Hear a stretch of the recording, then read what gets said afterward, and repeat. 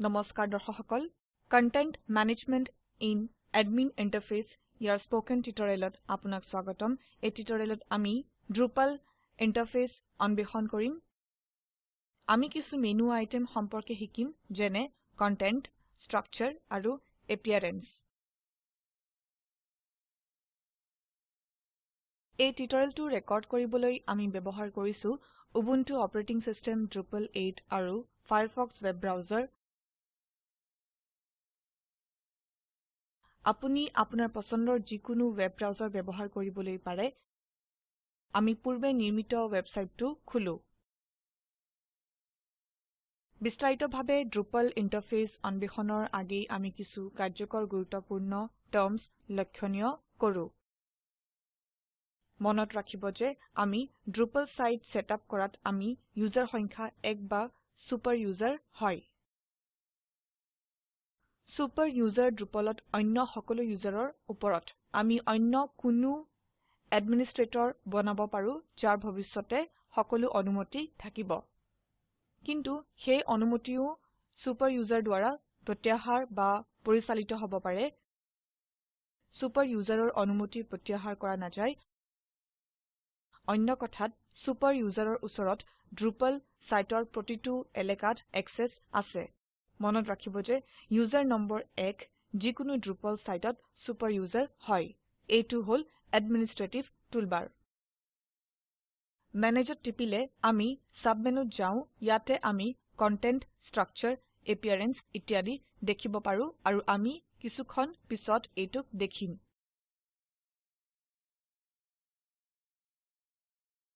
শৰ্টকাটস ইয়াত টিপিলে ইয়াতে এটা শৰ্টকাট টুলবাৰ আছে ইয়াকো আমি অলপ পিছত চাম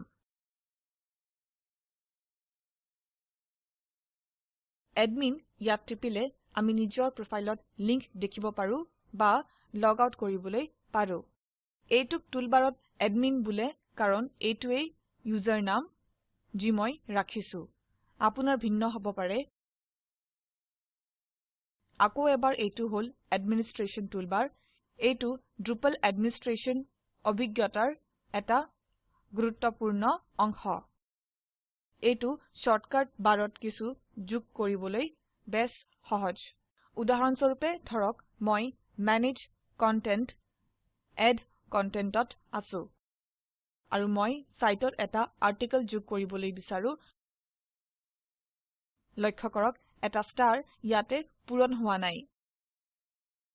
ষ্টাৰত টিপাত মই এইটোক শৰ্টকাটত যোগ কৰিবলৈ পাৰো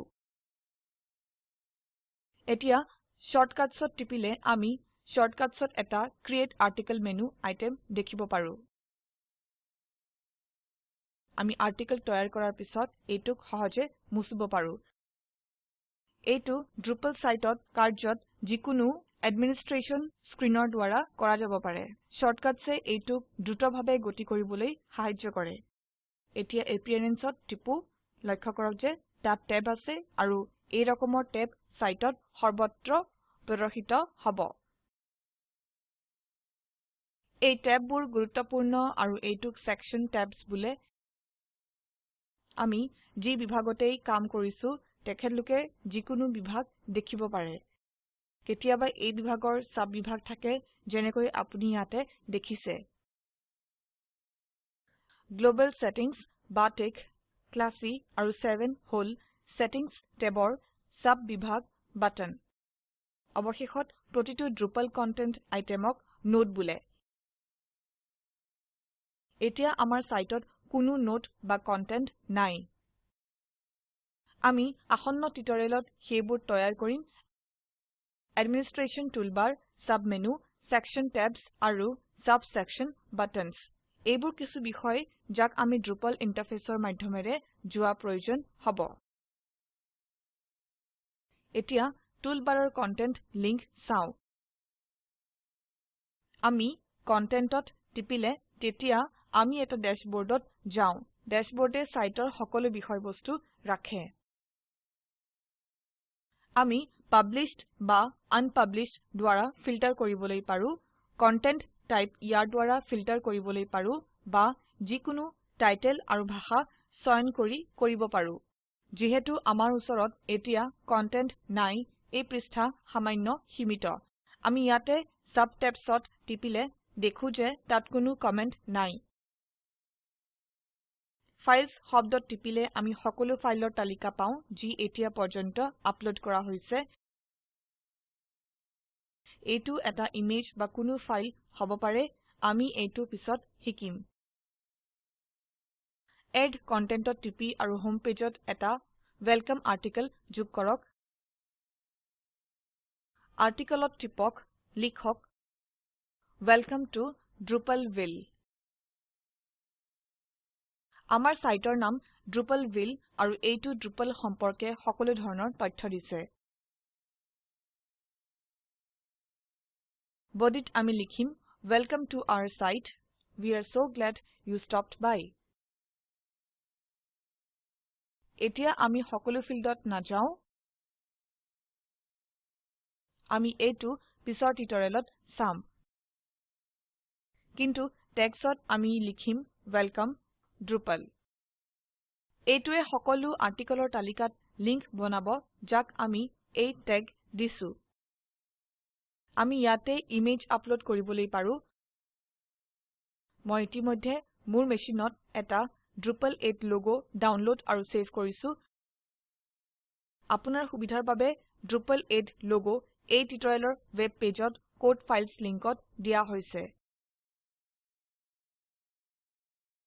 এইটো ডাউনলোড কৰি ব্যৱহাৰ কৰক ব্ৰাউজত টিপি সংৰক্ষিত ইমেজ চিনাক্ত কৰক লক্ষ্য কৰক যে আমি আপলোড কৰাৰ সৈতে Drupalে দৰকাৰী অল্টাৰনেটিভ টেক্সট খুধে সৰু ৰঙা এষ্টাৰিস্ক চিহ্ন ইংগিত কৰে যে এইটো বাধ্যতামূলক অল্টাৰনেটিভ টেক্সট যি স্ক্ৰীন ৰিডাৰে দেখিব পাৰে আৰু অন্ধ লোকে শুনিব পাৰে আৰু গুগলে আমাৰ সাইটত বিচাৰিলে এনেকৈ যি দেখাত হয় লিখক This is the Drupal 8 logo এতিয়া Save and Publishত টিপক আমি এইমাত্ৰ নতুন Drupal সাইটত সবতছে প্ৰথম নোড বনাইছো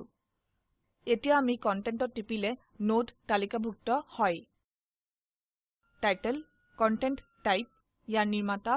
নোডৰ স্থিতি অন্তিম আপডেট সময়কাল আৰু কিছু অপাৰেশন যি আমি কৰিবলৈ পাৰো যেনে এডিট ডিলিট ইত্যাদি আমি শীঘ্ৰে এইবোৰ শিকিম এইটো আমাৰ এডমিনিষ্ট্ৰেটিভ টুলবাৰৰ কন্টেন্ট এডমিনিষ্ট্ৰেটিভ টুলবাৰৰ পৰৱৰ্তী লিংক হল ষ্ট্ৰাকচাৰ এইটো টিপু ষ্ট্ৰাকচাৰ যত আমি Drupalত সাইট বনাও এইটোক সাইট বিল্ডিং বোলে ইয়াতে অনেকবোৰ বিষয় আছে block layout comment types contact forms content types display modes menus taxonomy views এই বিকল্পই কয় যে আমাৰ অধিকাংশ সাইট বিল্ডিং ষ্ট্ৰাকচাৰ আৰু কন্টেন্ট আইটেমত কৰা হয় এতিয়াৰ বাবে ব্লক লেআউটত টিপু আমি থিমৰ ওপৰত ভিত্তি কৰি সাইটৰ বিভিন্ন এলেকাত ব্লক স্থাপন কৰিব পাৰো আমি পিছলৈ এইটোক আৰু বিস্তাৰত দেখুৱাম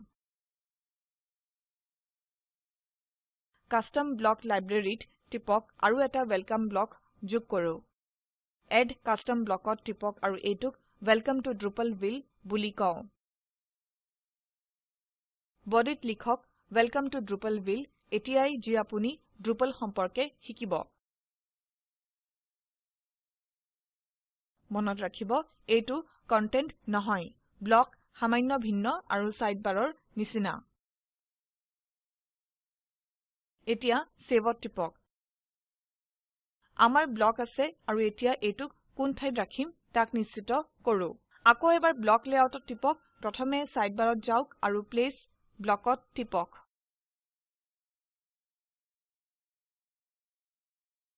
উপলব্ধ সকলো ব্লকৰ এটা পপ-আপ উইন্ডো যি Drupal সাইটত ৰখা হৈছে প্ৰদৰ্শিত হয় আমাৰ নিৰ্মিত কাস্টম ব্লক চিহ্নিত কৰক ওয়েলকাম টু Drupalville তাৰ পিছত প্লেস ব্লকত টিপক ইয়াতে কিছু সীমাবদ্ধতা আছে যি আমি অন্য টিউটৰিয়েলত দেখুৱাম এতিয়াৰ বাবে সেভ ব্লকত টিপক আমাৰ হোম পেজত যাও আৰু আমি ওয়েলকাম টু Drupalville দেখিব পাৰো এটো হয়তো সেই অৰ্ডাৰ বা সেই স্থানত নাই যত আমি এইটো বিচাৰিছিলো কিন্তু ঠিক আছে এইটো স্ট্ৰাকচাৰ মেনু আইটেমত সাইট বিল্ডিং প্ৰক্ৰিয়াৰ অংশ এডমিনিষ্ট্ৰেশ্যন টুলবাৰৰ পৰৱৰ্তী আইটেমত টিপু যি হয় এপিয়াৰেন্স এইটোৱে Drupal সাইটৰ বাবে উপলব্ধ সকলো থিমৰ এটা ওভাৰভিউ দিয়ে এইটোৱে আমাক আপডেট আৰু গ্লোবেল সেটিংস চাবলৈ সক্ষম কৰে এতিয়া বাৰটিক ইয়াৰ বাবে সেটিংসত টিপু ইয়াতে যি আমি চয়নিত থিমৰ ওপৰত নিৰ্ভৰ কৰি সাইটৰ বৰ্ণন আৰু পৰিচালনা কৰিব পাৰিম আমি অন্য এটা চয়ন কৰি বাৰটিকৰ বাবে ইয়াতে কালাৰ স্কিম আপডেট কৰিব পাৰিম বা নিজে আমি ৰং চয়ন কৰিব পাৰিম এইটোৱে এটা প্ৰিভিউ দিয়ে আমি আমাৰ সাইটত এইবোৰৰ কিছু প্ৰদৰ্শনক টগল কৰিব পাৰো ওপৰত স্ক্ৰল কৰি গ্লোবেল সেটিংসত টিপক ইয়াতে সাইটৰ লোগো সলাবলৈ পাৰো কাস্টম পাথ দিব পাৰি নতুবা নতুন আপলোডো কৰিব পাৰি কি হ'ব যদি আমি এটা নতুনকে আপলোড নকৰাকৈ সেভত টিপো সাইটত উভতি যাওক আৰু আমি দেখো যে লোগো গুচি গৈছে এইটোক আকৌ এবাৰ উভতি আনিবলৈ এপিয়াৰেন্সত টিপক তাৰ পিছত সেটিংস আৰু global settings use the default logoত টিপক আৰু সেভ কনফিগাৰেশ্যনত টিপক এতিয়া আমাৰ সাইটত যিমানবোৰ পৃষ্ঠাই থাকিব আমাৰ লোগো সকলো পৃষ্ঠাত দেখাব তাতেই যি এপিয়াৰেন্স টেবৰ অধীনত Drupal সাইটৰ বাবে থিমছক পৰিচালনা কৰো ইয়াৰ সৈতে আমি টিউটৰিয়েলৰ শেষলৈ আহিছো সংক্ষিপ্তকৰণ কৰো এই টিউটৰিয়েলত আমি Drupal ইন্টাৰফেস নেভিগেট কৰা শিকিছো আমি মেনু আইটেম সম্পৰ্কেও শিকিছো কন্টেন্ট স্ট্ৰাকচাৰ আৰু এপিয়াৰেন্স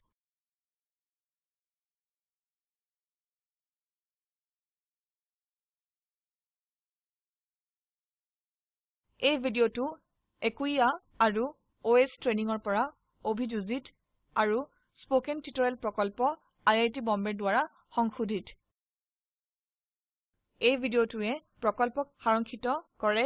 ভিডিওটো ডাউনলোড কৰি চাওক স্পোকেন টিউটৰিয়েল প্ৰকল্প দলে কৰ্মশালাৰ আয়োজন কৰে আৰু প্ৰশংসাপত্ৰ দিয়ে আমাৰ সৈতে যোগাযোগ কৰক স্পোকেন টিউটৰিয়েল প্ৰজেক্ট ভাৰত চৰকাৰৰ MHRDৰ NMEICT আৰু মিনিষ্ট্ৰি অফ কালচাৰ NVLI দ্বাৰা সমৰ্থিত